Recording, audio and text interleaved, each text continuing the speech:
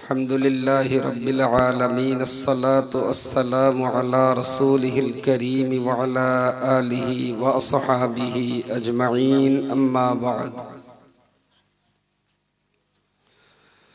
أعوذ بالله من الشيطان الرجيم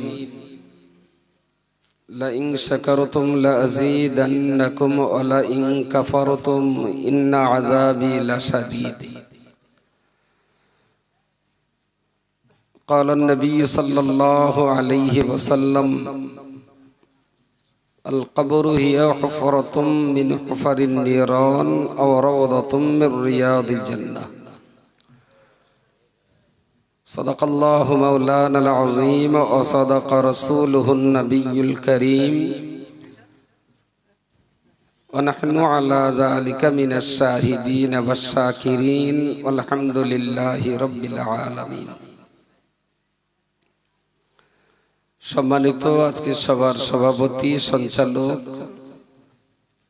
এই সবার আয়োজক ব্যবস্থাপক পরিচালক মণ্ডলী তৎসহ এই গ্রাম ও আশপাশ এলাকা থেকে আগত আত্মীয় স্বজন প্রতিবেশী বিভিন্ন স্তরের শ্রোতা মণ্ডলী দূরদারাজে অবস্থিতা ধার্মিকা মমতাময়ী মা ও বোনেরা, বৃষ্টি বাদলার মধ্য দিয়েও আজকের এই জলসার আয়োজন যারা করেছেন অনেক কষ্ট মেহনত আর পরিশ্রমের পরে তবে এই অবস্থা আমরা দেখতে পাচ্ছি। আমরা যারা এই জলসাটা শুনতে এসেছি বা জলসায় দুটো কথা বলতে এসেছি, আমাদের কিছু লক্ষ্য উদ্দেশ্য আছে। বক্তা যারা বক্তৃতা করে তাদের কোরআন হাদিসের কিছু কথা বলার ইচ্ছা থাকে আর কিছু মাল পানীয় পাওয়ার ইচ্ছা থাকে। শ্রোতা যারা আছে তাদেরও চলো একটু অজনসিয়াত হোক আর শেষে বড় মেয়ের একটু খিচুড়ি আছে সেটাও হবে। সব মিলিয়ে বাদ পড়ে গেল কবরের লোক করা। অথচ সভা হয়, জিজ্ঞেস করলাম কিসের উপলক্ষে, তা বললো ওই কবরবাসীদের উপলক্ষে। খিচুড়ি খাবে মানুষ, সবার নজনার টাকা সেটাও নেবে মানুষ, আর ওদের পাবো না বলেন কি দোয়া ওরা সব এটা একটু ঘুরিয়ে দেওয়া হোক।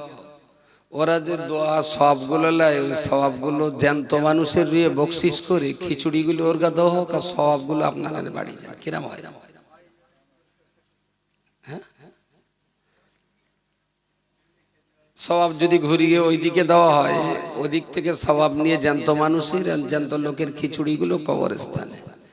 সামনে বছর এই সবাইকেও চাঁদা দেবে বলে মনে হয়। হ্যাঁ,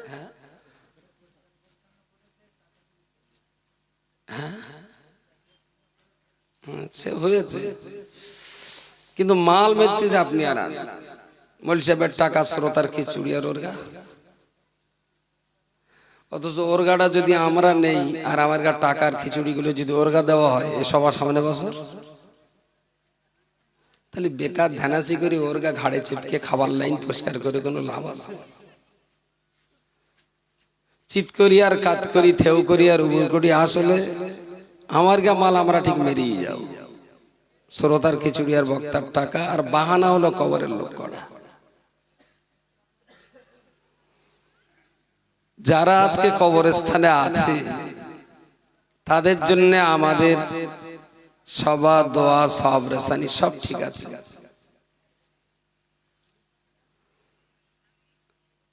আমি সওয়াব রেসানির বিরোধী একদম না।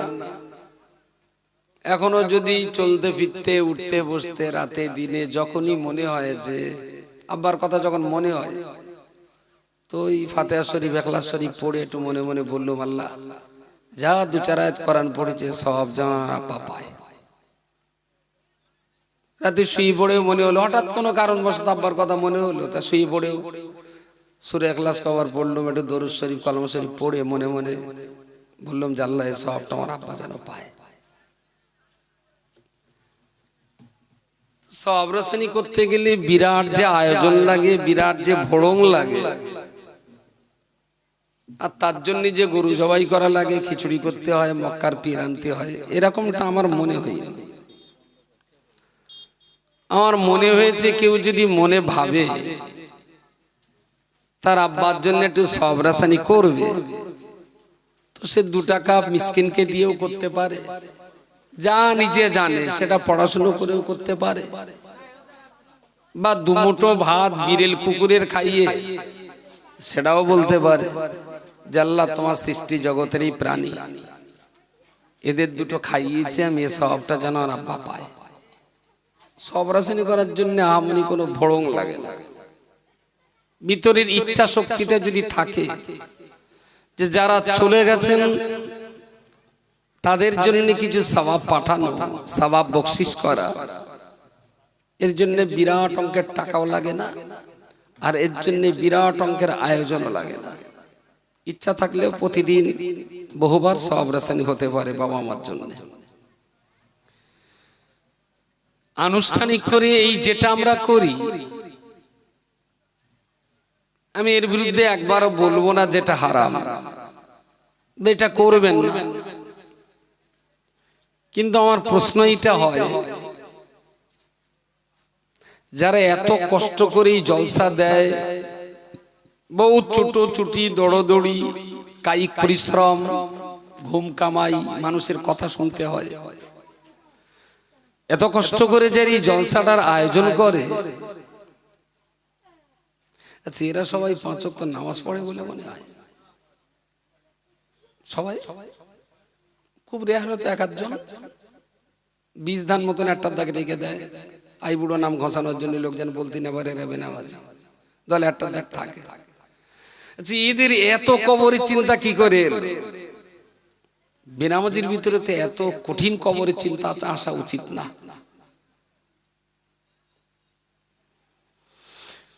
তো জলসার জন্য যে পরিমাণ মেহনত করে, আল্লাহর ফরজে ইবাদত নামাজের জন্য আবার সেই পরিমাণ মেহনত, সেই পরিমাণ কষ্ট করে না। তাহলে এদের উদ্দেশ্যটাই বাকি। যারা কবরে গেছে তারা কি করে জান্নাত পাবে এই চিন্তাটা আমরা করছি, ওদের আর করার লাইন নাই। কবরে যারা চলে গেছেন ওরা কবরে শুয়ে শুয়ে আর জান্নাতের কোনো কাজ করতে পারবে? পারবে না। ওদের যা কাজ কাম করা তা খতম হয়ে গেছে, নতুন আর কিছুই তারা করতে পারবে না। কিন্তু যারা জ্যান্ত আছে এদের কিন্তু এখনো জান্নাতে যাওয়ার কাজ করবার প্রচুর সুযোগ আছে।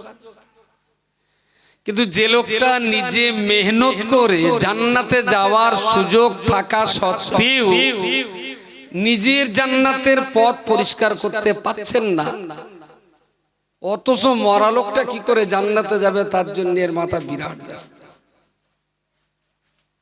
ব্যাপারগুলো কি ঠিক যুক্তিভিত্তিক হচ্ছে বলে মনে হয়? যুক্তিভিত্তিক কখনই হচ্ছে না। আসলে কারোর যদি টাক পোকা লাগে, মাথায় যদি একটাও চুল না থাকে, আর সে যদি মার্কেটে টাক পোকার ওষুধ বিক্রি করে, জি জি সে ওষুধ, তাহলে আমাদের অবস্থা প্রায়।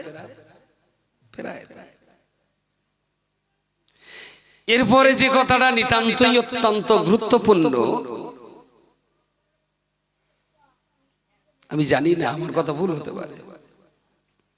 আচ্ছা মরা লোকের জন্য আমরা দিন রাত সওয়াব রসানি করছি, তাদের জন্য দোয়া করছি, এটা ইসলামের একটা দিক, এটা রাসূলুল্লাহর পরামর্শ, এটা আল্লাহর নির্দেশ। মরা লোকের জন্য আপনি ক্ষমা চাইবেন, এটা আল্লাহ নির্দেশ দিয়েছেন। সুবহানাল্লাহ বলেন, সবাই মিলে বলেন সুবহানাল্লাহ। রব্বানা গফির লানা যুনুবানা ওয়া লিইখওয়ানিনাল্লাযীনা সাবাকুনা বিল ঈমান। আল্লাহ আমাদেরকে নির্দেশ দিয়েছেন, আদেশ করেছেন, হে আমার বান্দা ইমানদার জাতি, তোমরা আমার কাছে দোয়া করো আল্লাহ আমাদেরকে বলেছেন, তো আমরা আল্লাহর কাছে দোয়া করি। কি বলে দোয়া করি? রব্বানা গফির লানা, হে আল্লাহ আপনি আমাদেরকে ক্ষমা করে দিন। ওয়ালি ইখওয়ানিল্লাযীনা সাবাকুনা বিল ঈমান, আমাদের আত্মীয় স্বজন, ভাই বোন, পিতামাতা, প্রিয়জন, মহব্বতের মানুষ যারা কবরে গেছে, আল্লাহ আপনি তাদেরকেও মাফ করে দিন। সুবহানাল্লাহ। তাহলে আল্লাহ ক্ষমা চাইতে বলেছেন আমাদের জন্য, আর আমাদের আত্মীয় স্বজন যারা মারা গেছে তাদের জন্য। তাহলে জীবন্ত মানুষ তিনি নিজের জন্যও ক্ষমা চাইবে, আর তার প্রিয়জন যারা কবরে গেছেন ওই মরা লোকগুলো আর ক্ষমা চাইতে পারবে না বলে মরা লোকের পক্ষ থেকে তার আত্মীয় স্বজনরা তাদের জন্য আল্লাহর কাছে ক্ষমা চাইবে। তাহলে পদ্ধতিটা যদি খারাপ হতো, পদ্ধতিটা যদি অমানবিক হতো, অপ্রয়োজনীয় হতো, তাহলে এইরকম কিছু আল্লাহ নিশ্চয়ই আমাদেরকে শেখাতেন না। আল্লাহ শিখিয়েছেন এটা নিশ্চয়ই ফলপ্রসূ। আল্লাহ শিখিয়েছেন মানে এটা নিশ্চয়ই কল্যাণকর, এটা ভালো। আল্লাহ আমাদেরকে ভালো ছাড়া কখনো কখনো কখনো খারাপ করেন না। আল্লাহ তার বান্দাকে ভালো ছাড়া কখনোই খারাপ কিছু করেন না। আল্লাহু ওয়ালিয়ুল্লাযীনা আমানু ইখরিজুহুম মিনাজ যুলুমাতি ইলান নূর ওয়াল্লাযীনা কাফারু আউলিয়াউহুমুত তাগুতু ইখরিজুনাহুম মিনান নূরি ইলাজ যুলুমাত। অসম্ভব রকমের ভালো কথা।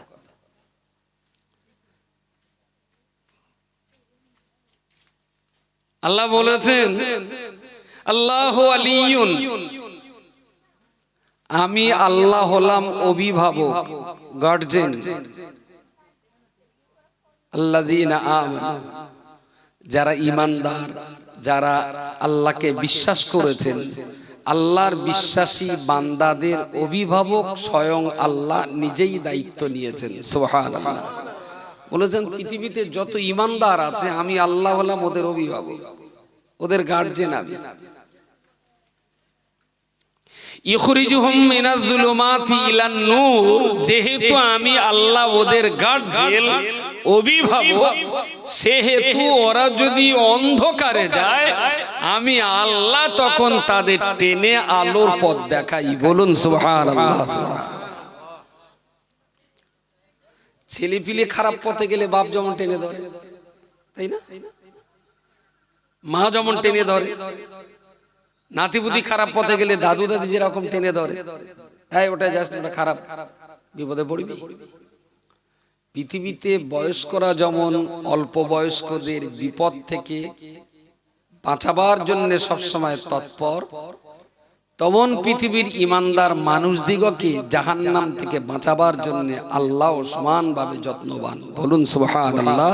ওয়ালিয়ুল্লাযীনা আমানু ইখরিজুহুম মিনাজ যুলুমাতি ইলান নূর। আমার ঈমানদার বান্দা যখন অন্ধকারের দিকে যায় আমি আল্লাহ তাদেরকে তখন আলোর পথ দেখাই। যেই পথটা ক্ষতি, ওইটা বিপদ, ওটা নাশকতা বললো, ওইদিকে যেও না, ভালো পথে আমি ঈমানদারদের পথ দেখাই। তো যে আল্লাহ ঈমানদারদের পথ দেখাবেন সেই আল্লাহ আমাদেরকে বলেছেন, জীবন্ত মানুষদেরকে আল্লাহ বলেছেন যে তোমরা তোমাদের পাপের জন্য আমার কাছে ক্ষমা চাও, আর তোমাদের প্রিয়জন যারা আর ক্ষমা চাইতে পাচ্ছে না, মারা গেছেন, তাদের জন্যও তোমরা ক্ষমা চাও। ওরা চাইতে পারছে না, তো ওদের হয়ে তোমরা চেয়ে দাও। যারা কবরে গেছেন তাদের পক্ষ থেকে আল্লাহর কাছে ক্ষমা চাওয়াটা, এটা আল্লাহ আমাদেরকে নির্দেশ করেছেন। আপনি বাপ হারিয়েছেন, মা হারিয়েছেন, বেটা বেটি, বন্ধু বান্ধব, ভালোবাসার মানুষ, ছেলে মেয়েদের হারিয়েছেন, প্রতিনিয়ত নিজের জন্যও চান আর তাদের জন্যও চান। এবারে যেটা বলা ক্ষমা, মৃত বান্দাদের জন্য ক্ষমা চাওয়া এটা একটা দিক, আর কোন ভালো কাজ করে এর সওয়াব তাদের রুহে বখশিশ করা এটা আর একটা দিক। ক্ষমা চাওয়া আর সওয়াব বকশিশ দুটো দুটো এক না। ক্ষমা চাওয়াটাকে বলা হয় ইস্তিগফার, আর সওয়াব বকশিশটাকে বলা হয় সওয়াব রেসানি। আচ্ছা, আমরা যে সওয়াব রেসানি করি,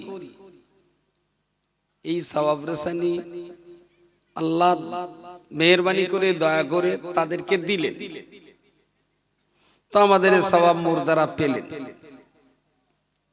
হাসরের মাঠে যখন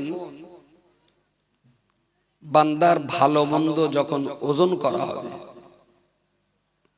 পাপের পাপ এক পাল্লায় আর সওয়াব পুণ্য আর এক পাল্লায়, তো বান্দা যত খারাপ করেছে সেগুলো এক পাল্লায় দেওয়া হবে, আর বান্দা যত ভালো কাজ করে সেগুলো আর এক পাল্লায় দেওয়া হবে।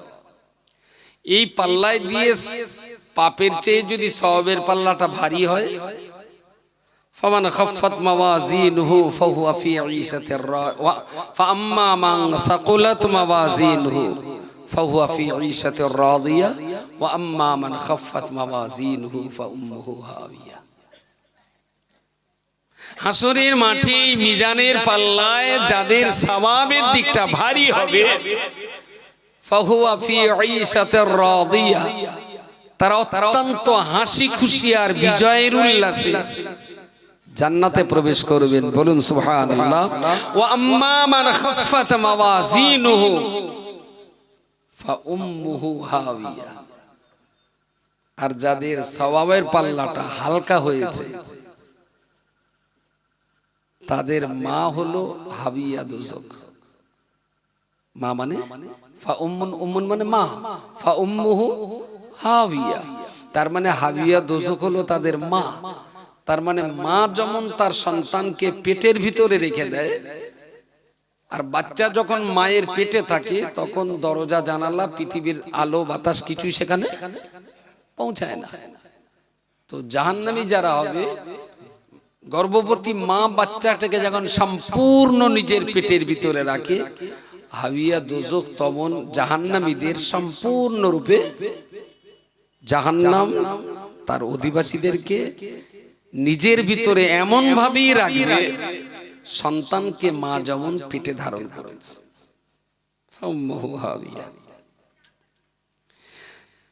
আচ্ছা, হাসরের মাঠে মিজানের পাল্লা সওয়াবের দিকটা যাদের ভারী হয়েছে তারা জান্নাতি, যাদের হালকা হয়েছে তারা জাহান্নামী।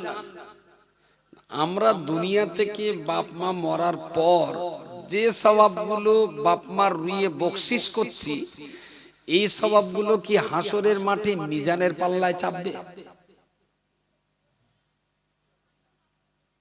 এত দেরি হচ্ছে কেন?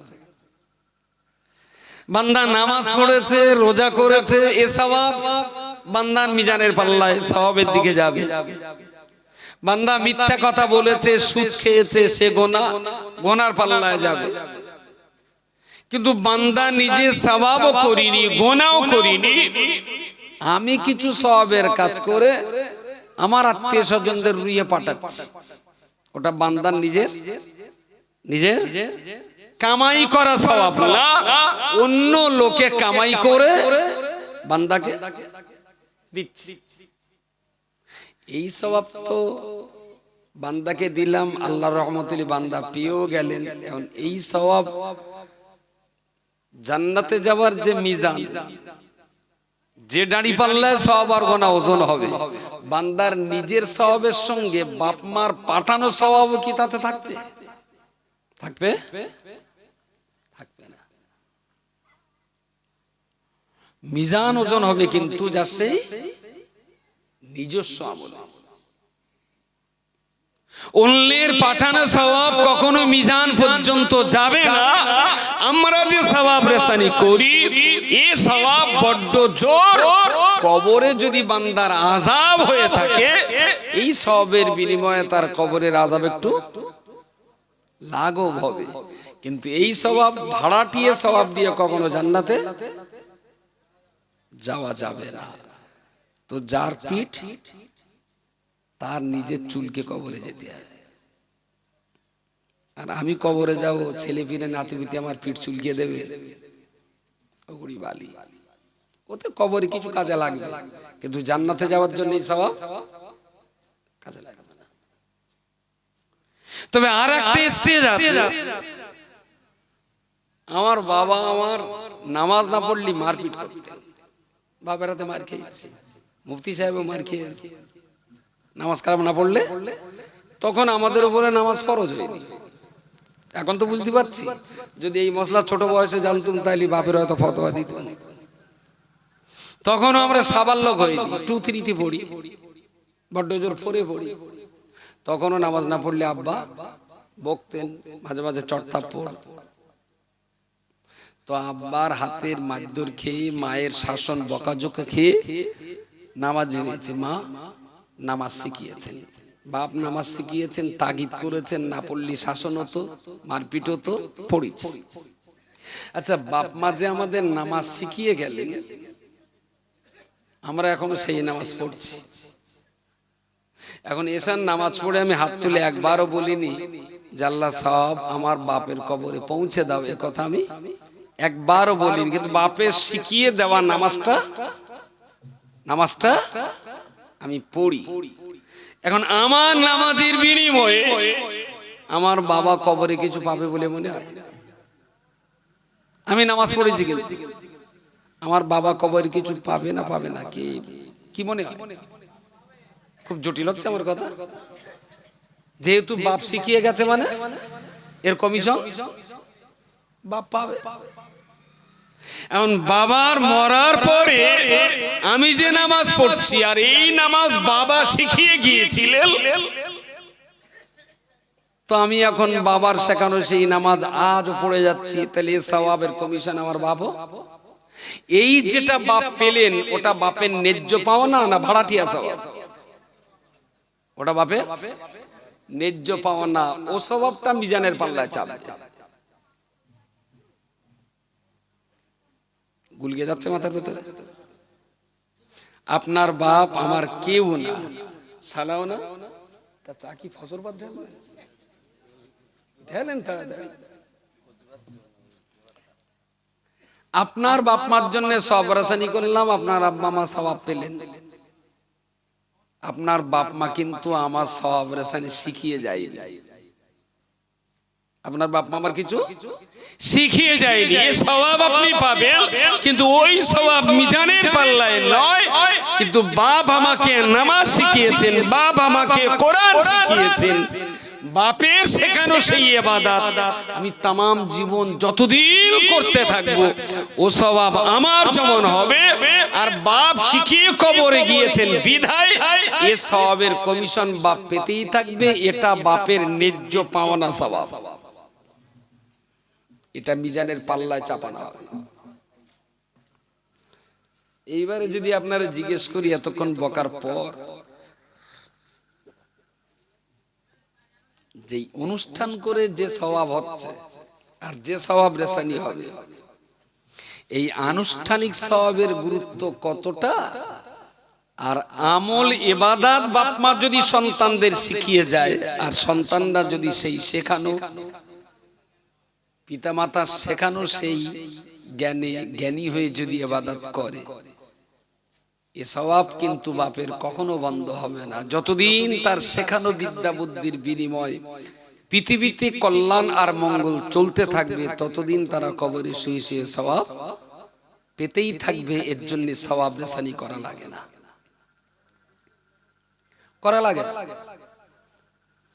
এসব নামাজ পড়ছি, কোরআন পড়ছি, তার মানে আমার যে সমস্ত কাজকামগুলোর পিছনে আমার বাপ মা অবদান রেখে গেছেন,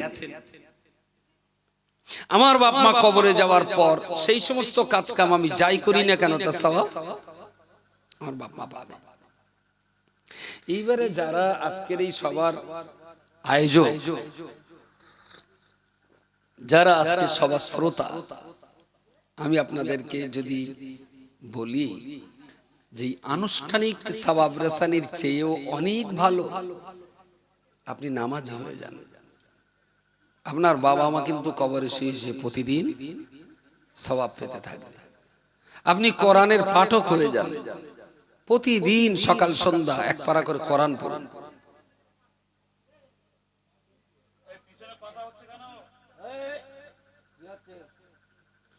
আচ্ছা, আমি কোন জাতির জন্য চেঁচাচ্ছি বলে, কাদের জন্য চেঁচাচ্ছি? ওদের সে হুঁশ আছে বলে মনে হয়? এক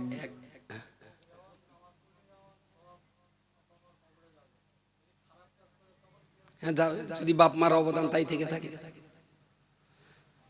বেটা বেটির খারাপ কাজের ব্যাপারে যদি পিতামাতার সমর্থন থেকে থাকে জীবদ্দশাতে, তাহলে এই ছেলে মেয়ে যত পাপ করবে ওর বাপ কবরে শুয়ে তার কমিশন পাবে। কিন্তু সমান হিসেবে, ওদিকেও যেমন হিসেবে এদিকেও তেমন হিসেবে। এই জন্য হ্যাঁ, মরা মানুষদের জন্য সব রাসানি ক্ষমা চাওয়া নিঃসন্দেহে জায়েজ, কারণ এগুলো কোরআন শরীফে এসেছে। সরাসরি আল্লাহ বলেছেন, রব্বানা গফির লানা ওয়া লিইখওয়ানিনা আল্লাযীনা সাবাকুনা বিল ঈমান। কোরআনে সরাসরি আল্লাহ বলেছেন। সুতরাং ক্ষমা চাওয়া, সওয়াব রাসানি করা কোন অংশে শরীয়ত বিরোধী কাজ নয়।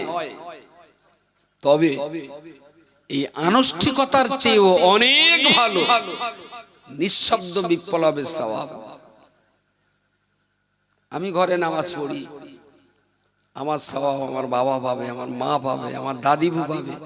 কারণ আমার মনে আছে ছোট বয়সে দাদিবু ডেকে দিতেন নামাজ পড়ার জন্য ফজরের সময়। নামাজ না পড়লে দাদিবু মারতেন না কখনো, কিন্তু ভয় দেখাতেন, তোর মা মারবে বলো, বাপ মারবে বলো, সেদিন নামাজ পড়ে। তার মানে আমার দাদিবু চেয়েছেন যারা নামাজি, তাহলে এই সওয়াবের কমিশন দাদিও পাবে। পাশাপাশি যে সমস্ত বাবা মা তাদের সন্তানকে সততা, নিষ্ঠা, আদর্শ, মানবতা, দ্বীন, ঈমান, আকীদার শিক্ষা দিয়ে জানবে, তাদের সন্তান যদি বাপ মা না শেখানো সত্ত্বেও যদি ছেলেপিলে যদি নামাজি হয়ে যান, আলহামদুলিল্লাহ, এই ছেলের চোখের পানি নাকের ডগায় আসার আগে আল্লাহ তাদেরকে ক্ষমা করে দেবেন, এমন কথাও হাদিস শরীফে এসেছে। সুবহানাল্লাহ।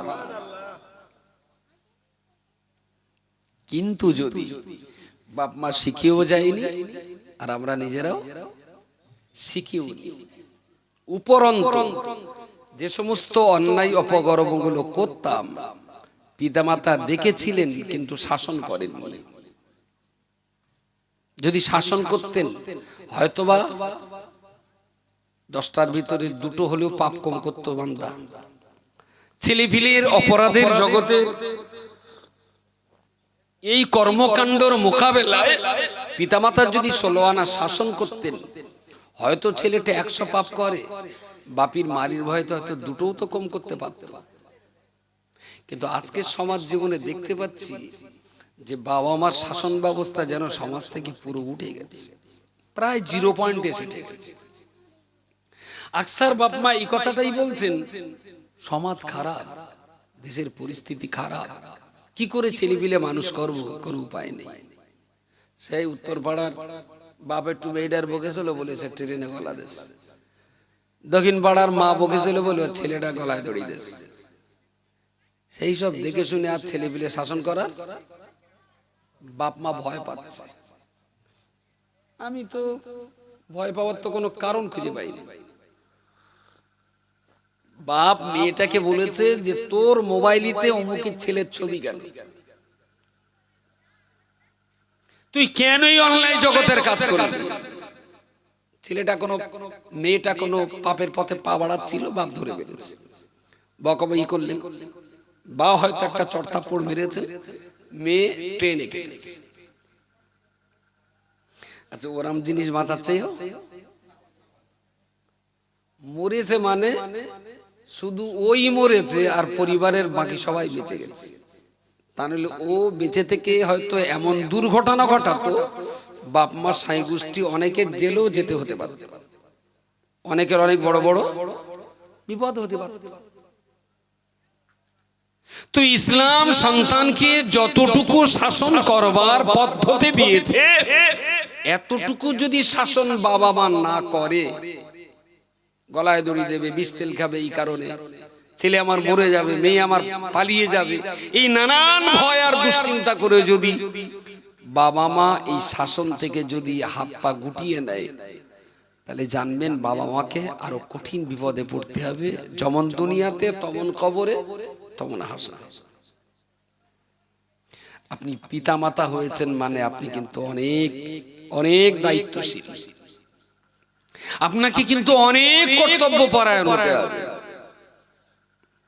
সন্তানের বাবা হওয়াটা, পিতা হওয়াটা আমারই যোগ্যতার ব্যাপার লাগে না। যে বাপ হতে গেলি এমএ পর্যন্ত পাশ করতে হবে, তা নিলে কেউ বাপ হতে পারবে না। জামিয়া আজহার বিশ্ববিদ্যালয়ে ফারাক না হলি আব্বা হওয়া যাবে না। যে জীবনী স্কুলে যায়নি সেও বাপ হতে পারে। তো বাপ হওয়ার জন্য বিরাট ক্যাদদানি মদ্দানি লাগে না, কিন্তু প্রকৃত অর্থে একটা দায়িত্বশীল আদর্শবান পিতা হতে গেলে অনেক সাধনা করতে হয়। সন্তানদেরকে নিয়ে অনেক সাধনা করতে হয়, বাচ্চা কাচ্চাগুলোকে নিয়ে।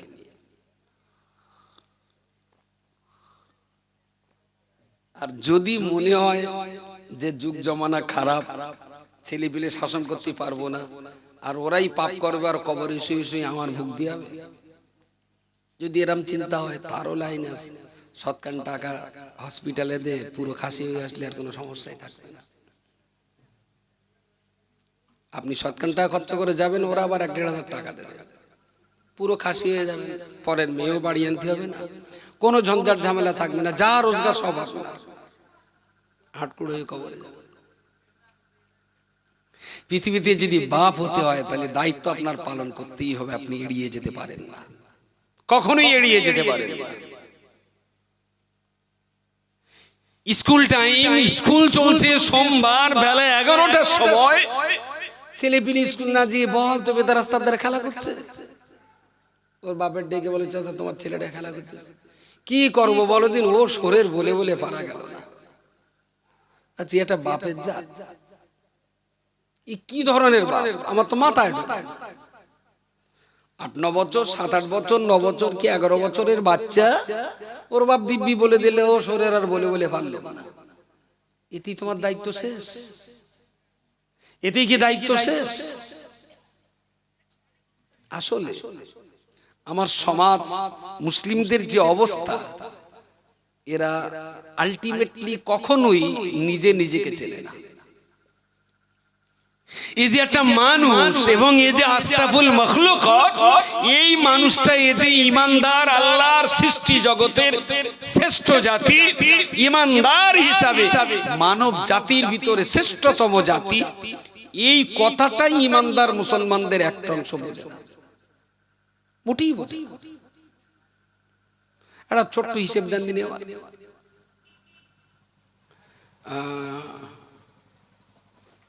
রাসূলুল্লাহ বলেছেন, কোরআন শরীফের একাধিক আয়াত, একাধিক হাদিস শরীফে আছে যে ঈমান না থাকলে কখনোই জান্নাতে যাওয়া যাবে না, কখনোই যাবে না। নামাজ পড়িনি, রোজা করিনি, হজ করিনি, সুদ খেয়েছে, জেনা করেছে, বাপ মাকে মেরেছে, পরের জমি দখল করেছে, তার মানে যত রকমের গুনাহ সব করেছে। কিন্তু যে কোনো একটা কারণেই হোক, লোকটা মরণের সময় খুব সামান্য পরিমাণ ঈমান নিয়ে বলেছে, খুব সামান্য পরিমাণ, প্রায় মরমর অবস্থা। তো একজন বলছে, কোকা তা তোর বাপের ওষুধ খাওয়াস না? বলছে খাওয়াচ্ছি। তখনও লোকটা জ্ঞান হারাই, তখনও জ্ঞান। তার জন্য দেশ, তোরা এই ডাক্তারের ওষুধ খালি হয়, একটু কলকাতার দিকে নিয়ে যা। তার রুগীটা ওইভাবে সেই অবস্থায় বিড়বিড় করে বলল, এই ওষুধের ক্ষমতা নেই রোগ সারাবার, আল্লাহ চাইলে সারবে। জীবনে এক ওয়াক্ত নামাজ কালাম কিচ্ছু পড়ি, মদ গাঁজা সব খেয়েছে, কিন্তু মৃত্যুর বিছানায় এতটুকু বিশ্বাস নিয়ে যদি লোকটা মরে, তাহলে নিঃসন্দেহে লোকটা ঈমানদার। বিশাল পাকে ঈমান আমি বলবো না, কিন্তু অল্প হলেও লোকটা ঈমান নিয়ে মরেছে। এক ওয়াক্ত নামাজ না পড়লে 2,88,00,000 বছর জাহান্নাম। তাহলে মানুষ যত রকমের পাপ করেছে, প্রত্যেকটা পাপ কিন্তু হিসেব অনুযায়ী জাহান্নাম। মাকে মেরেছে, তার জন্য হয়তো 500 বছর জাহান্নাম। মদ খেয়েছিল 75 গ্লাস, তার জন্য হয়তো 1.5 লক্ষ বছর জাহান্নাম। চুরি করেছিল তার জন্য হয়তো 50,000 বছর জাহান্নাম। এগুলো সব সংখ্যায় গুণে লিমিটেড, কোনো না কোনো একটা জায়গায় বাউন্ডারি আছে।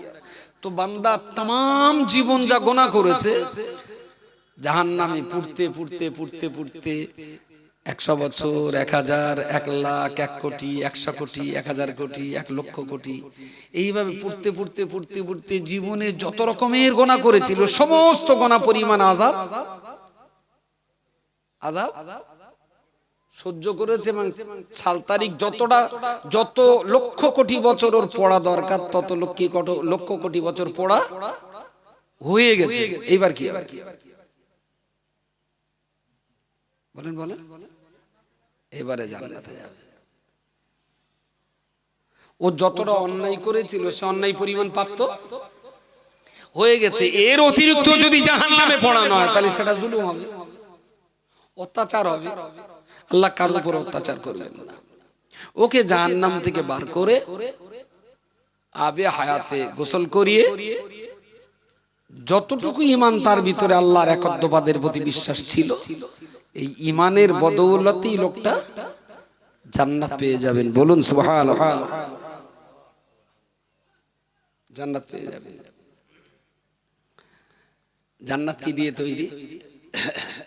সোনা, হীরা, মণিকাঞ্চন, রূপা, মেশক, জাফরান, অসম্ভব রকমের দামি দামি জিনিস দিয়ে জান্নাত তৈরি। কত বড়? আরদুহা কারদিস সামাওয়াতি ওয়াল আরদ। আসমান আর জমিন একসঙ্গে জোড়া দিলে যত বড় হবে, একটা জান্নাত তত বড়, একটা লোকে তত বড় জান্নাত দেওয়া হবে। তাহলে এত বড় বড় জান্নাত আর এত দামি দামি জিনিস তৈরি, তাই না? আর সেই দামি জিনিস দিয়ে তৈরি দামি জান্নাতে যাওয়ার জন্য কি লাগে? কি বলেছি? আমল ছেড়ে দেন। তো কোনো আমল ছিল না। চোর, ডাকাত, খুনি, রাহাজানি, বাপমা ঠাঙানো, মদ, জুয়া, গাঁজা সব করেছে, কিন্তু একটা টাইমে জান্নাত পেয়েছে কিসের বিনিময়ে? একটুখানি। তাহলে জান্নাতের জন্য কি লাগে? ঈমান লাগে। নামাজ রোজা तमाम জীবন না করলেও জান্নাত পাওয়া যাবে, তবে জাহান্নামে পড়ার পর যে জান্নাতটা এত দামি, যে জান্নাতটা এত বড়, সেই জান্নাতে যাওয়ার জন্য ঈমান লাগে। তাহলে জান্নাতটা যদি এত দামি হয় আর ওই জান্নাতে যাওয়ার জন্য যে ঈমানটা প্রয়োজন হয়, সেই ঈমানটা তাহলে কত দামি? কথা বলেন।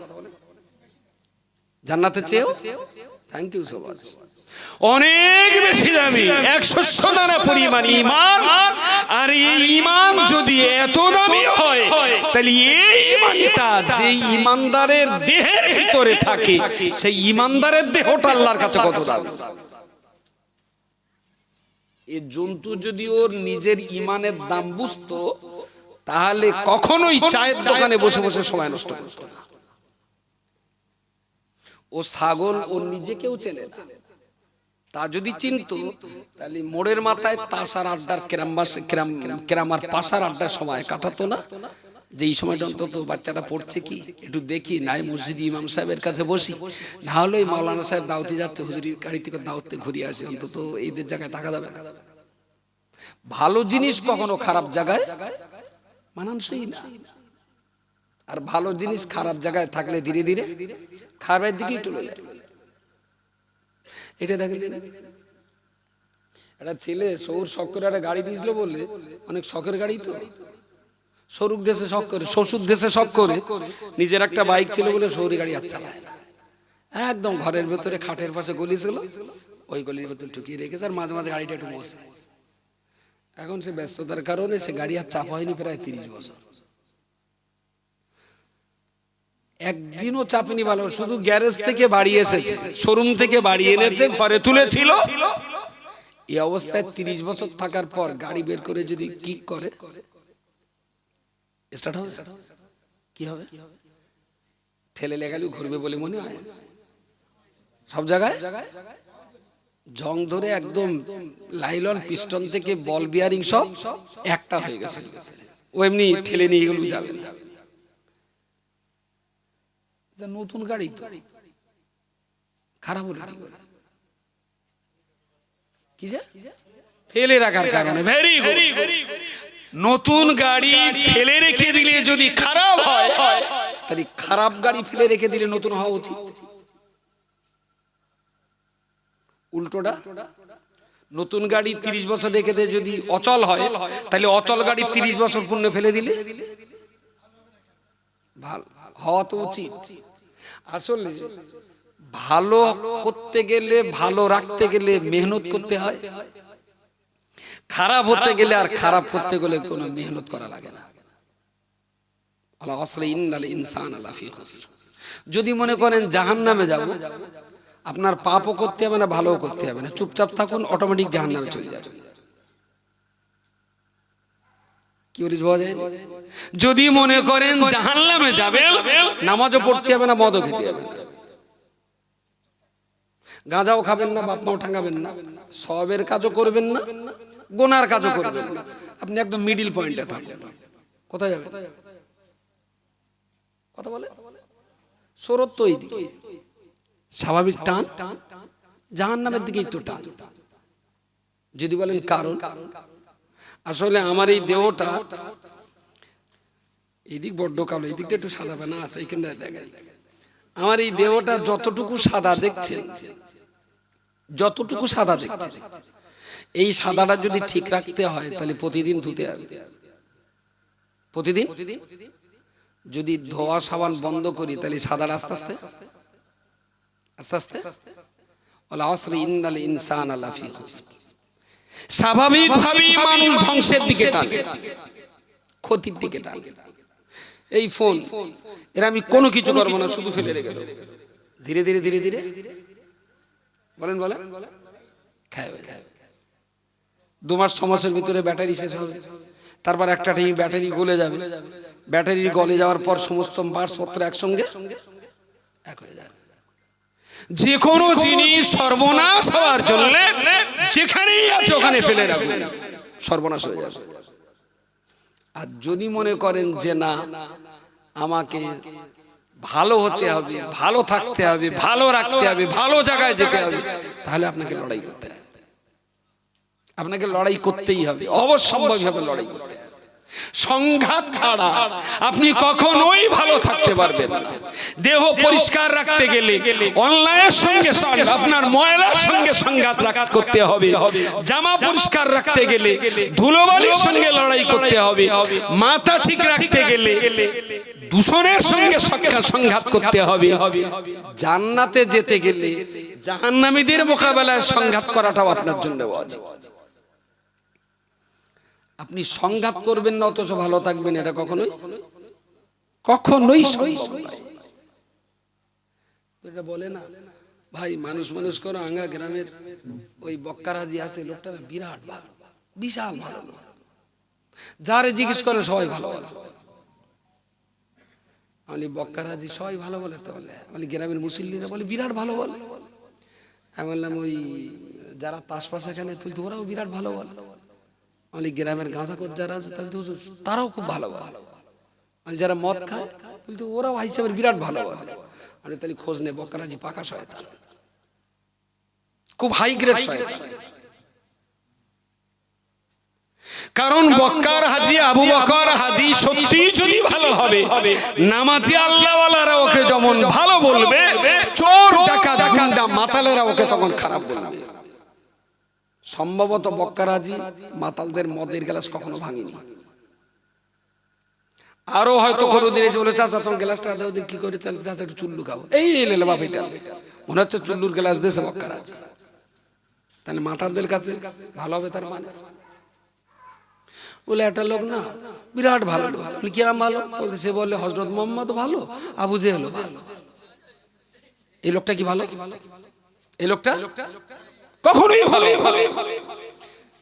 সে যদি ভালো হয় তাহলে সে বলবে আমার নবী ভালো, আবু জেহেল খারাপ। ওর দৃষ্টিতে যদি নবীকেও ভালো দেখে, আবু জেহেলকেও ভালো দেখে, তার মানে ওর ভিতর ইসলাম।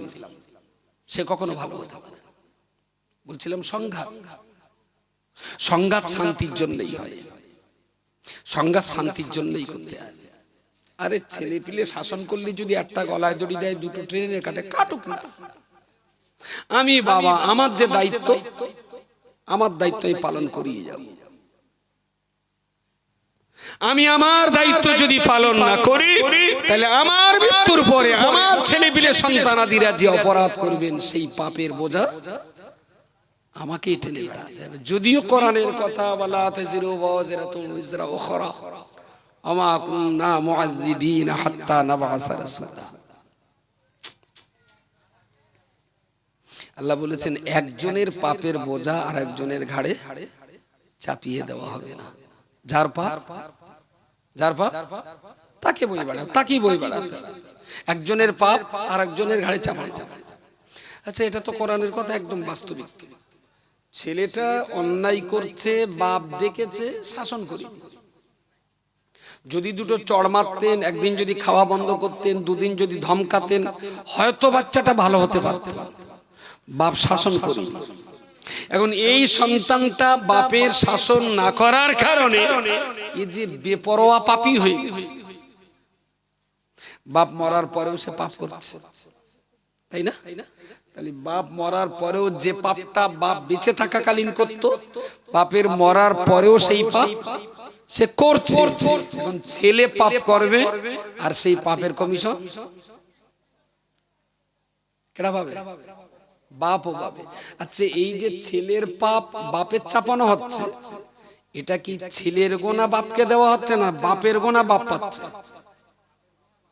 ওটা বাপের গোনাই বাপ পাচ্ছে, ওটা কিন্তু ছেলের গোনা কিন্তু বাপের ঘাড়ে চাপানো।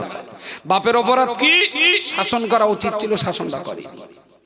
যার জন্য ছেলে জীবনে ওই একই লাইনের গোনা যত করবে, প্রত্যেকটা গোনার কমিশনের বাপের পেতে হবে। এটা এমন নয় যে ছেলের বোঝা বাপের ঘাড়ে চাপালো না, ওটা ওর বোঝা, ওকেই চাপানো হয়েছে। যাক, শেষ কথা আমার, আপনারা যারা এখনো সুস্থ আছেন, ভালো আছেন, আলহামদুলিল্লাহ, আল্লাহ ভালো রেখেছে। জীবনের এই সুস্থ দেহটা একটু বুঝতে শিখুন। ইংরেজিতে একটা ছোট্ট কথা বলে, হেলথ ইজ, কেউ জানেন ইংরেজি? হেলথ ইজ কি? ওয়েলথ নাকি একটা বলে না? Health is wealth. স্বাস্থ্যই সম্পদ। গাড়ি বাড়ি জলকর ভাটা, বিচক্ষণ ব্যক্তিরা এগুলোকে সম্পদ বলেননি। এই ক্ষেত্রে তারা বলেছেন স্বাস্থ্যই সম্পদ। দেহ যদি সুস্থ থাকে, দেহ যদি ভালো থাকে, তাহলে ব্যবসা করতে ভালো লাগবে, নামাজ পড়তে ভালো লাগবে, বই পড়তে ভালো লাগবে, বন্ধু বান্ধব আত্মীয় স্বজনের সঙ্গে গল্প করতে ভালো লাগবে। দেহ যদি ভালো না থাকে, কিচ্ছু ভালো লাগবে না, কিচ্ছু ভালো লাগবে না। সুতরাং আপনার এই সুন্দর সুঠাম দেহটা কে দিয়েছেন?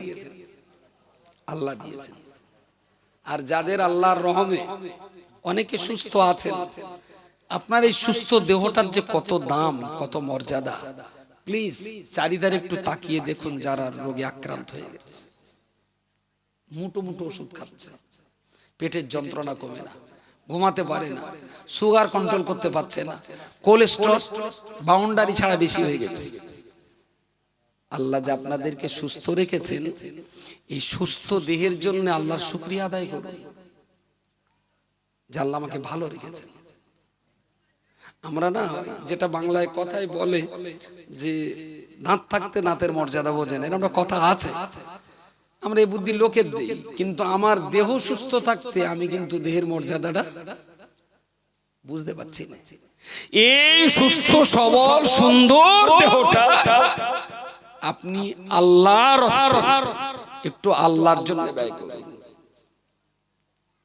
এই সুন্দর দেহটা যে আল্লাহ আপনার নাকে অক্সিজেন অবিরাম ধারায় জারি রেখেছেন, এই দেহটা কোনো পার্টি পলিটিক্স, কোনো আপনার দল মত, কোনো ব্যক্তি, কোনো পাপের কাজে, কোনো গোনার কাজে, কোনো খারাপ ক্ষেত্রে এই দেহটাকে কাজে না লাগিয়ে, আমি খুব বিনয়ের সঙ্গে বলছি, আল্লাহর দেওয়া এই অসম্ভব রকমের এক মূল্যবান সম্পদ আপনার আমার এই দেহ, এইটা একটু আল্লাহর হস্তে ব্যয়, আল্লাহর জন্য খরচ।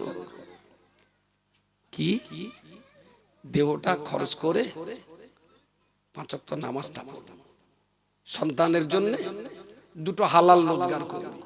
রুজি, রুজি মানে যেটা আমরা মনে করি ডাল ভাত রুটি তরকারি রুজি, মিথ্যে কথা। রুজি মানে শুধু গালের মামলা নয়। রুজি ব্যাখ্যা হলো এই পৃথিবীতে আমাদের স্বাভাবিক জীবন যাপন করতে, বেঁচে থাকার জন্য যা যা প্রয়োজন হয় সবটুকুকে একসঙ্গে বলা হয় রুজি। চলার জন্য একটা গাড়ি, ওটা রুজির ভিতরে শামিল। ইজ্জতের জন্য পোশাক, এটাও রোজার ভিতরে শামিল। কমিউনিকেশনের জন্য একটা মোবাইল, এটাও আমার রুজির ভিতরে শামিল। এক কথা বোঝা গেছে? আমরা বলি না যে আল্লাহ আমার রুজিতে বরকত দাও, তার মানে কি খাওয়ায় বরকত? খাওয়ায় বরকত না। পৃথিবীতে বাঁচতে গেলে যা যা লাগে, পায়ের চপ্পল থেকে ঘরের ছাদ পর্যন্ত সবটাই রুজির ভিতরে শামিল। এই রুজির ক্ষেত্রে দেওয়ার মালিক কে? আর খোঁজার দায়িত্ব আমাদের। আল্লাহ দেওয়ার মালিক, খোঁজার দায়িত্ব আমাদের। 5 ওয়াক্ত নামাজটা পড়ুন, সকাল সন্ধ্যা একটু কোরআন তেলাওয়াত করুন, আর রুজির সন্ধানটা করুন। আপনি ভাববেন না যে আমি রুজির সন্ধান করছি মানে আমি দুনিয়াদার হয়ে গেছি, আমি বেদিন হয়ে গেছি, কখনোই না। রুজির সন্ধান করা, 5 ওয়াক্ত নামাজ পড়াটা যেমন আল্লাহর হুকুম, হালাল রুজির সন্ধান করাটা কার হুকুম? তাহলে মসজিদের জামাতে নামাজ পড়াটা যদি ইবাদত হয়, তাহলে জলকরের হালাল ব্যবসা করাটা কেন ইবাদত হবে না? ফ্লাইটে করে মক্কায় হজ করতে যাওয়াটা যদি ইবাদত হয়, সন্তানের গালে ডাল রুটি তুলে দেওয়ার জন্য বাবার রিকশা চালানোটা হজের চেয়ে গুরুত্বপূর্ণ হতে পারে। ওটা যদি ইবাদত হয়, এটা কেন ইবাদত হবে না? আল্লাহ তো নিজেই বলেছেন, কুলু ওয়াশরাবু ওয়ালা তুসরিফু, খাও পান করো, অপচয় নষ্ট করো না। ফাইদা কুদিয়াতিস সালাতু ফান্তাশিরু ফিল আরদ, আমার ইবাদত মসজিদে তোমরা করেছো, নামাজ পড়েছো, আলহামদুলিল্লাহ ভালো হয়েছে। নামাজ পড়া হয়ে গেছে, মসজিদে জাম করো না। ফান্তাশিরু ফিল আরদ ওয়াবতাগু মিন ফাদলিল্লাহ, আমার জমিনে ছড়িয়ে পড়ো, হালাল রুজি সন্ধান করো। কার হুকুম? আল্লাহর হুকুম। হালাল রুজি সন্ধান করাটা আল্লাহর হুকুম। কালকে কাল একজন বলছে, হুজুর এসে সেই কলকাতার দিক থেকে এসছে, অনেক গল্প কথাবার্তা হলো। একটাই বলছে, হুজুর আমরা একটু মানুষ, গরিব মানুষের সেবা টেবা করি, তো কারো একটু চাদর দেই, কারো দুটো ডাল ভাত দেই, কারো একটু ঘর বেঁধে দেই, ভালো কাজ করো। তা বলছে, হুজুর এরকম একটা লোক না ওই জুয়ার বোর্ড বসায়, সে আমাদের 20-50 টাকা দেয়। বলে কি করো? বলে এরা পারিস তো, যারা সুদে ব্যাংকের টাকা রাখলে যে সুদ হয়, সুদের টাকা দেয় তো নিস, সুদের টাকা নিয়ে অন্য কোনো মানুষের গরিবের ওই পায়খানা ঘরটার পারিস তো করে দিস, কিন্তু জুয়ার টাকাটা নিস না। কারণ ওই জুয়ার টাকাটা তো রোজগার করিনি, ওটা হলো চরম চরম অভিশপ্ত টাকা। গরিব মানুষ আজকে রোজগার করে যে টাকা দিয়ে দুটো ডাল আর চাল কিনে বাড়ি নিয়ে যাবে, সেই টাকাটা জুয়া খেলে হেরেছে।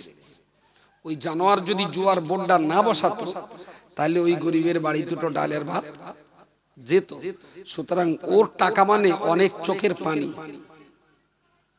জুয়ার বোর্ডের টাকা অভিশপ্ত টাকা, ওই টাকাটা নিস না। সে যদি 50 কোটিও হয়, জুয়া খেলা টাকা নিস না। আমি বলছি কি, হালাল উপার্জনের পথ কি পৃথিবীতে কম আছে? তাম দুনিয়ার দিকে একটু খোলা চোখে তাকিয়ে দেখে। আল্লাহ আমাদের উদরে জঠর জ্বালা দিয়েছে, কিন্তু খাবার দেননি। পৃথিবীতে কি প্রয়োজন আপনার, আপনার প্রয়োজন মতো সমস্ত কিছু আল্লাহ এই পৃথিবীতে দিয়ে রেখেছেন। শুধু বলেছেন একটু খোঁজ, একটু খুঁজলি পেয়ে যাবে। তো নামাজটা যেমন ইবাদত, হালাল রুজি অন্বেষণ করাটাও ইবাদত। কখনোই ভাববেন না যেটা আমি দুনিয়াদারি কাজ করছি।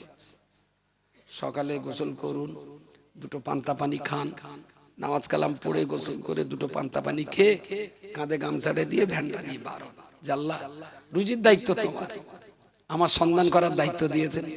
আমি আস্তে আস্তে একটু ভেবের দিকে যাচ্ছি, যদি রুজি থাকে আমি একটু খুঁজে আসি। এই ভ্যানওয়ালাটাই ও ভ্যান চালিয়ে ভেবে যাচ্ছেন, আপনি ধরে নেন ও ভ্যান চালিয়ে জান্নাতেই যাচ্ছে। একটু নামাজের সময় নামাজটা পড়ে দেন, মিথ্যে কথাটা বলেন না, মানুষকে কখনো ঠকাবেন না, কখনোই ঠকাবেন না, কোনো মানুষকে কখনো প্রতারণায় ফেলবেন না, মানুষকে কখনো ধোকায় ফেলবেন না। আল্লাহর ইবাদত যদি কখনো আমি নষ্ট করি, সেটা কাজা আদায় করে দিতে হবে, আল্লাহ ক্ষমা করে দেবেন। কিন্তু একটা বান্দাকে যদি ঠকাই আর লোকটা যদি মরে যায়, এর ঋণ শোধ করার কোনো উপায়? এই জন্য হকুল ইবাদ খুব সতর্ক থাকবেন। ছেলে মেয়ে, স্ত্রী পুত্র, বিবি বাচ্চা, প্রতিবেশী, দেশবাসী, কোনো ক্ষেত্রেই কখনো কোনো মানুষের হক নষ্ট করবেন না। গায়ে জোর আছে বলে যখন তখন যাত্রার গালে চড় কষানো, হয়তো ছেলেটা চড়কে সহ্য করেছে কারণ প্রতিবাদ করার সাহস নেই, প্রতিবাদ করতে গেলে আরো মার খেতে হবে। কিন্তু ওর চোখের দুফোঁটা গরম পানি যেটা নাক দিয়ে গড়িয়ে আসবে, এই গরম পানির যে মনোকষ্টের বদদুয়া, এই বদদুয়া রোকার ক্ষমতা কিন্তু কোটিপতি বড় লোকের নেতা মন্ত্রীদের নেই, কখনোই হতে পারে। যে যারই উপরে XYZ জুলুম করেছেন, অত্যাচার করেছেন, পয়সার হতে পারে, গায়ের গরমের হতে পারে, গালিগালাজ হতে পারে, কথাবার্তায় হতে পারে, অঙ্গভঙ্গিমায় হতে পারে, এইটা যেন কখনো কোনো মানুষের বদদুয়ার কারণ হবে না। এটা অত্যন্ত বিষাক্ত জিনিস, মানুষের মনোকষ্ট অত্যন্ত বিপজ্জনক জিনিস। এর থেকে একটু নিজেকে খুব সতর্ক রাখবেন। জান্নাতে যাওয়ার জন্য, জাহান্নাম থেকে বাঁচার জন্য বিরাট কিছু লাগে না, বিরাট কিছু লাগে না। যারা কবরে গেছেন, ফেরেশতা ওদের জিজ্ঞেস করছিলেন যে কবরে তো ভালোই আছো, এখন কি আর কারোর উপরে হিংসা টিংসা হয়? তা কবরবাসী বলছে হ্যাঁ, হিংসা একটু হয়। বলে কাদের উপরে হয়? বলে দুনিয়াতে যারা নামাজ পড়ছে ওদের উপরে একটু হিংসা হয়। ওরে এখনো বেঁচে থেকে নামাজ পড়ার সুযোগ পাচ্ছে, আর আমরা নামাজ থেকে বঞ্চিত হয়ে গেল, মরে গেছি। বলছে আর কাদের উপরে হয় না, ওরা যখন একটু আল্লাহর কালাম কোরআন পড়তে বসে আমাদের তখন হিংসা হয়, যে আরো দুদিন যদি বেঁচে থাকতাম তা কোরআনটা আরো 10 পারা বেশি পড়তে পারতাম। জীবন্ত মানুষেরা যখন নামাজ পড়ে, কোরআন পড়ে, আল্লাহর রাস্তায় দান সাদকা করে, তখন আমাদের হিংসা হয়। আর কারোর উপরে আমাদের হিংসা হয় যে ওরা বেশি ইবাদত করছে, আমাদের ইবাদত করা হলো না। আমি বলছি কি, ওরা আল্লাহওয়ালা মানুষ কবরে শুয়ে নামাজ পড়তে পাচ্ছেন না, তাই নামাজীদের প্রতি তাদের হিংসা। আপনি কিন্তু সুস্থ দেহ নিয়ে এখনো পৃথিবীতে ভালো আছেন, কাল সন্ধ্যা পর্যন্ত ভালো থাকতে নাও পারেন। হয়তো আল্লাহ না করুন কোনো বিপদ আপদে পড়তে পারি, হসপিটালের বেডে শুতে পারি, আল্লাহ তুলেও নিতে পারেন। সেই জন্য সামনে যে কটা মিনিট আপনি সুস্থ দেহ নিয়ে আছেন, প্রত্যেক সেকেন্ড আর প্রত্যেক মিনিটটাকে আল্লাহর দেওয়া একটা নেয়ামত হিসাবে আল্লাহর পথে আপনি ব্যয় করুন। আল্লাহর পথ মানে আমি টুপি আর তাসবিহ নিয়ে দিনরাত মসজিদে বসে থাকতে বলিনি। আপনার রুটি রোজগার করতে হবে, সন্তানদের লালন পালন করতে হবে, তাদের লেখাপড়া শেখাতে হবে। এই শর্তেই লেখাপড়া শেখান যে আমি মরণের পরেও আমার ছেলে সত্য কথা বলবে, লোকে বলবে বাহ ছেলেটা তো খুব ভালো, আমি কবরে শুয়ে শান্তি পাবো। আমার চেয়ে পরোপকার করবে, লোকে বলবে বাহ এই ছেলেটা তো বেশ ভালো, আমি কবরে শুয়ে শুয়ে সওয়াব পাবো। ঠিক এই সততা, এই নিষ্ঠা, এই আদর্শ নিয়ে ছেলে মেয়েদের মানুষ করুন। আমি আজও দায়িত্ব নিয়ে বলছি, আপনার ঔরসে জন্ম নেওয়া আপনার ছেলে আপনার মেয়ে আপনার অবাধ্য হবে না, আপনার বাধ্য হবে, কিন্তু আপনাকে অত্যন্ত সতর্কতার সঙ্গে দেখতে হবে। ছেলে যদি দেখে বাপ সিগারেট খাচ্ছে, আর সেই ছেলে এসে যদি সেই বাপ এসে যদি ছেলের বলে তুই খৈনি খাস কেন, কথা বলা যায়নি। বাইক চোর যদি সাইকেল চোরের বিচার করে, তাহলে সাইকেল চোর কখনো বাইক চোরের বিচার সন্তান শাসন করতে গেলে নিজের বিবেকের কাঠগড়ায় দাঁড় করিয়ে আমার নিজেকে হিসাব করতে হবে যে আমি আমার সন্তানকে শাসন করব, ঘুরিয়ে যেন আমার সন্তান আমাকে শাসন করার কোনো লাইন না পায়। আমি বলছি আপনার কথা আপনার সন্তান ফেলবে না। আপনি নিজে ভালো হন, আলবাত অবশ্যই আপনার কথায় আপনার সন্তান হেদায়েতের পথ পাবে। কোরআন শরীফে ওয়াজ নসিহত আলেম মাওলানা নবী রাসূলুল্লাহ তো অনেক ওয়াজ করার কথা কোরআন হাদিসে বলা আছে। মাওলানা আসেন, রজবী সাহেব আসেন না? ভাই রজবী সাহেব এসেছেন? পিছনে ফোন একটু ফোন করো দিন, রজবী ফোন করো, কোচি বাড়তি ফোন নেই, ফোন কর। আমার সঙ্গে কথা হয়েছে, বললাম 10টায় চলে যাবো। যাক, তো আমি যদি নিজে আপ্রাণ চেষ্টা করব ভালো থাকা, চেষ্টা করব আপ্রাণ আমার সন্তান সন্ততিগুলোকে ভালো রাখার। কি দাম আছে আপনার জলকরের, কি গুরুত্ব আছে আপনার দামি গাড়ির, কি মূল্য আছে আপনার 3তলা বাড়ি, সন্তান যদি খারাপ হয়? বলেন ছেলে ফিলে যদি মানুষ করতে না পারি, এ জমি জায়গা গাড়ি বাড়ি জলকর ভাটা টাকা সোনা দানা কিচ্ছু আমাকে শান্তি দিতে পারবে না, কিচ্ছু শান্তি দিতে পারবে না। আমি বলছি তাই জমি জায়গা গাড়ি বাড়ি জলকর ভাটা সোনা এই দেখতে দেখতে দয়া করে যেন আপনার জীবনের সেরা সম্পদ বাচ্চাগুলোকে হারিয়ে ফেলবেন না। এরাই আপনার ভবিষ্যৎ, এরাই আপনার ইহকাল, এরাই কিন্তু আপনার পরকাল, এরাই আপনার পরিচয়, এরাই আপনার মান মর্যাদা আর অপমান অপদস্থতার মূর্ত প্রতীক। কবরে ভালো থাকবেন না খারাপ থাকবেন তা বিশাল ভাবে নির্ভর করবে সন্তানদের উপরে। আমি অবাক হয়ে যাই যে আমার সমাজ সন্তান সম্পর্কে উদাসীন, একদম উদাসীন। ওর নিজে সম্পর্কে উদাসীন, ও জানেও না যে আমার ইমানদার, ও জানেও না যে সম্পদ নিয়ে জান্নাতে যাওয়া যায় সেই সম্পদটা আমার ভিতরে আছে। তো আমাকে খুব সততা নিষ্ঠার আদর্শের সঙ্গে ভালোভাবে চলতে হবে। এত বড় দামি জিনিস, যে জিনিস নিয়ে জান্নাতে যাওয়া যায়, সেই জিনিসটা যখন আমার কাছে আছে, এই জিনিসটা আমি ক্ষতি হতে দেব না, ওটা আমার ভিতরে থাক। যদি আমি আমার নিজেকে না চিনি, যদি আমি আমার নিজেকে সম্মান করতে না শিখি, যদি আমি আমার নিজের মর্যাদা দিতে না শিখি, সমাজ কেন আমাকে মর্যাদা দেবে? আমি যদি আমাকে সম্মান না দিই, পাবলিক কেন আমাকে সম্মান দেবে? হতেই পারে না। আপনি আপনাকে সম্মান করতে শিখুন, আপনি আপনার মর্যাদাটা বুঝুন, আপনি আপনার নিজের গুরুত্ব দিতে শিখুন, আপনি আপনার নিজের মূল্য দিতে শিখুন। আপনি কিন্তু অনেক দাম। যে নিজে নিজেকে সম্মান করতে পারে না, পাবলিক কিন্তু তাকে সম্মান দেবে না, কখনো দেবে না। যে নিজে নিজেকে বিশ্বাস করতে না পারে, পাবলিক কিন্তু তাকে কখনোই বিশ্বাস করবে। সুতরাং আপনি আপনার নিজেকে একটু বিশ্বাস করতে শিখুন, নিজের প্রতি আস্থা রাখুন, নিজের প্রতি ভরসা রাখুন, সেলফ কনফিডেন্স, নিজেকে নিজে গুরুত্ব দিতে শিখুন। যে জায়গায় যে গেলে নিজের গুরুত্ব হ্রাস পায় ওই জায়গাটায় যাবেন না, যে জায়গায় গেলে আপনার গুরুত্ব বৃদ্ধি পায় আপনি সেই জায়গাটায় যান। যেখানে গেলে আপনার গুরুত্ব থাকবে না আপনি সেখানে যাবেন কেন? আপনি তো বুঝদার ব্যক্তি। এবারে যদি আপনি আপনার সন্তানগুলোকে একটু প্রতিদিন একটু একটু করে বোঝান, আমি কতদিন ওয়াজ করবো বলুন?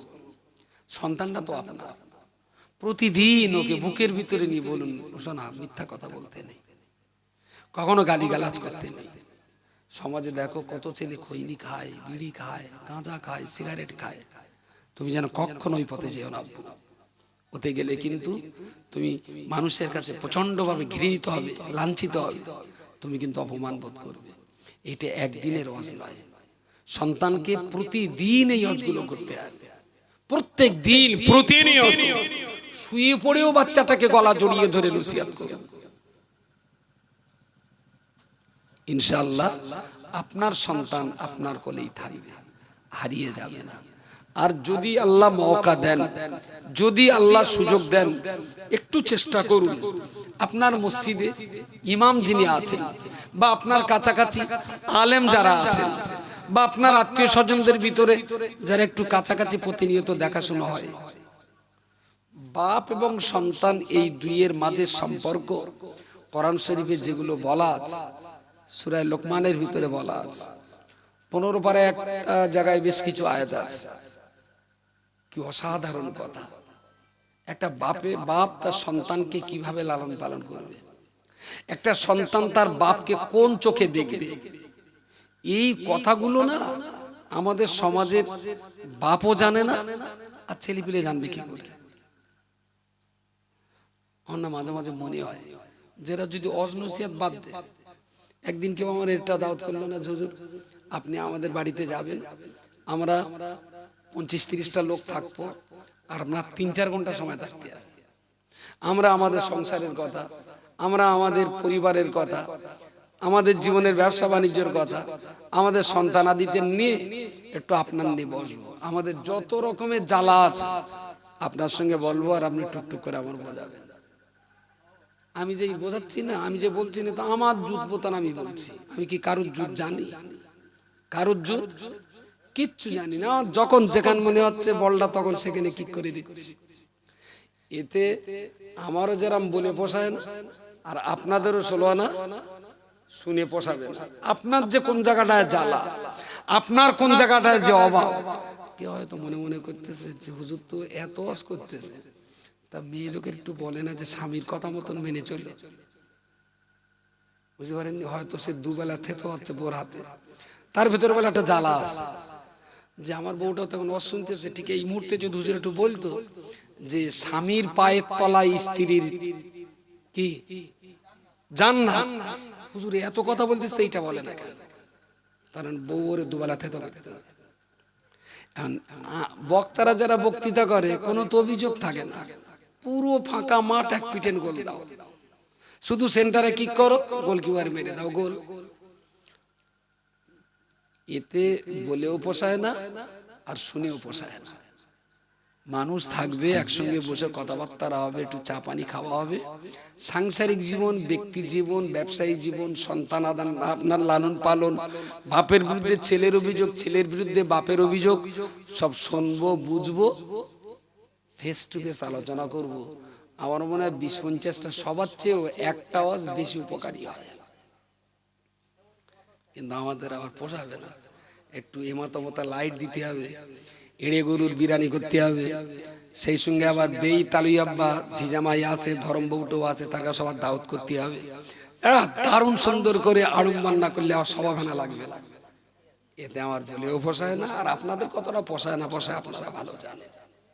শেষ কথা বলছি, জন্ম যখন নিয়েছেন মরে বলো যেতে হবে, বেঁচে থাকবে কেডা? বেঁচে কেউ থাকবে না, মরে সবাই যাবে। বুধবারে না শনিবারে? সেটাও পৌষ মাসে না ফেব্রুয়ারি? সেটাও সন্ধ্যাবেলা না সকালবেলা? শীতকালে না গরমকালে? শুধু এইটাই জানি মরণ হবে, কোথায় হবে, কবে হবে, কোন উসিলায় হবে, কিভাবে হবে, কিচ্ছু জানি না, কিন্তু হবে। মৃত্যু যে হবেই হবে, এ কথাটা অতি গভীর ভাবে বিশ্বাস রাখাটাও ইসলামের দৃষ্টিতে ঈমানের লক্ষণ। কারণ এ কথাটা কোরআনে আছে, কুল্লু নাফসিন যায়িকাতুল মউত, কোরআনে আছে, মানে আমাকে মরতেই হবে। আচ্ছা, আমাদের কোরআনে তো আছে আমাকে মরতেই হবে, হিন্দু ভাইদের গীতায় কি আছে যে মরতেই হবে? শুনেছেন কখনো? শুনে আমি দু একটা বামন পুরোহিত জিজ্ঞেস করে বলেছেন, ওরকম কথা আমাদের গীতায় নেই। আলি কাকা, তাহলে মনে হচ্ছে আপনারা অনন্তকাল বাঁচবেন। তাহলে না কাকা, এই কথাটা মরতে যে হবেই হবে কোরআনে যেভাবে বলা আছে, অন্যান্য ধর্মগ্রন্থে আমার তত পড়া নেই, তো দু একজনের জিজ্ঞেস করেছি, তারা বলেছেন আমাদের ধর্মগ্রন্থে মরে যেতেই হবে এমন কথা লেখা নেই। সাপোজ কোরআনেও যদি এই লেখাটা না থাকতো, ওদের ধর্মগ্রন্থে লেখা নেই যে মরতেই হবে, তবু তারা মরে বা বিশ্বাস স্বীকার করে। কেন করে? মরণ দেখে দেখে, চোখের সামনে প্রতিনিয়ত মরছে, এই দেখে দেখে দেখে দেখে তাদের ধর্মগ্রন্থে না থাকলেও তারা বিশ্বাস করেছে। কোরআনে না থাকলেও আমাদের বিশ্বাস করতে হতো, কারণ চোখে দেখছি, প্রতিনিয়ত দেখছি। কিন্তু কোরআনে আছে, তাহলে যে কথাটা না থাকলেও বিশ্বাস করতাম মরে যেতে হবে, আর সেই কথাটা কোরআনে এসেছে বিশ্বাস করছি মরে যেতে হবে, তাহলে কোরআনে দিয়ে লাভটা হলো কি? বোঝাতে পারলাম না বোধহয়। এই কথাটা যদি কোরআনে নাও থাকতো তাহলে আমাদের বিশ্বাসের বড় ঘাটতি হতো না।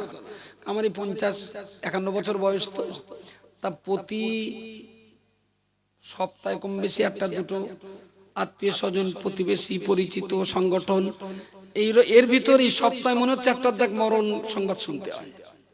যেহেতু আমাদের পরিবারটা তো অনেক বড়, অল ইন্ডিয়া সুন্নতুল জামাতের 18-20 হাজার সদস্য আছে। জামিয়া খাদিজা থেকে এতগুলো প্রতিষ্ঠানে আমাদের 12-14 হাজার স্টুডেন্ট আছে। কেরালা মডেলের এতগুলো টিচার আছে, এতগুলো আমাদের স্টুডেন্ট আছে। কম বেশি 55,000 পরিবারের সাথে আমাদের একটা সম্পর্ক হয়েছে। মডেলের বাচ্চা,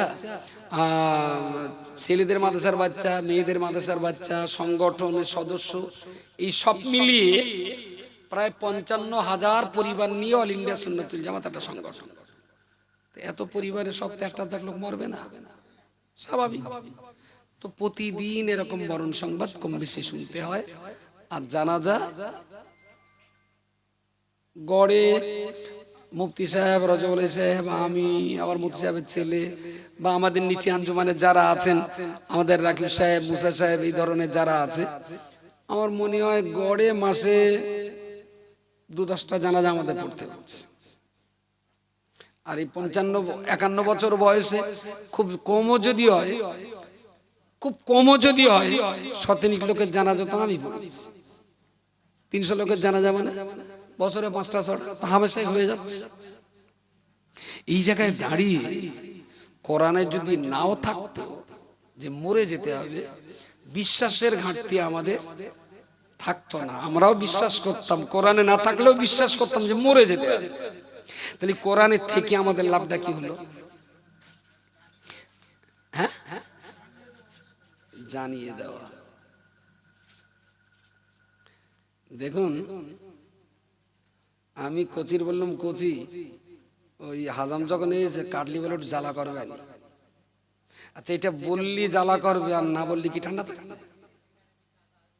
না বললে, আমি তো জ্বালার কথা বললাম না, তার মানে কি ঠান্ডা থাকবে? জ্বালা সমান করবে। আগের থেকে বলার উদ্দেশ্য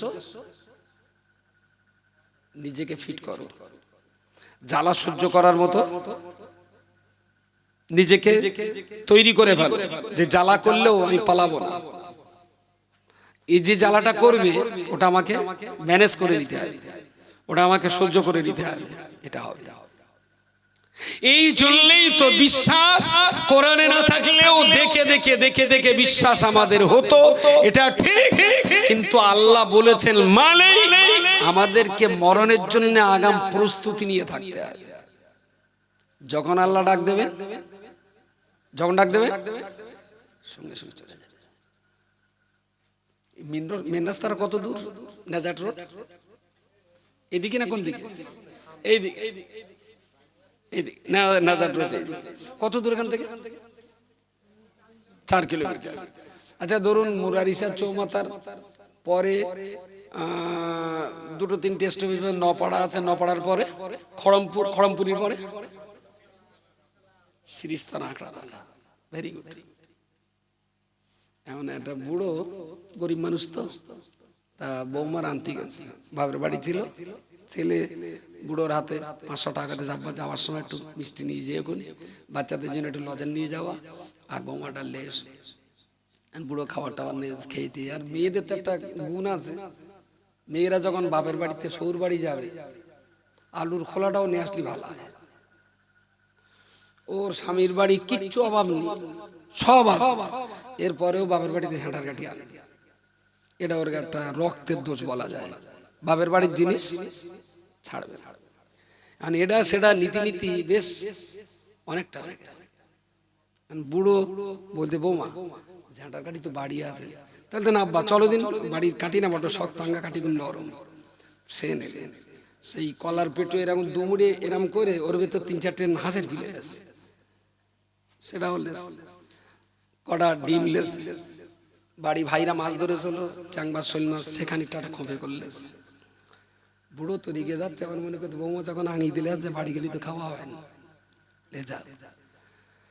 আমাদের বাসে উঠেছে তেঁতুলতলার থেকে, তেঁতুলতলায় বাসে উঠেছে, বুড়ো আছে, বুড়োর ছেলে নাতিটা আছে, মেয়ে নাতনিটা আছে, আর বুড়োর বৌমাটা আছে, আর বৌমার একটা বোন, ছেলে গেছে একটু যাবো, সে আছে।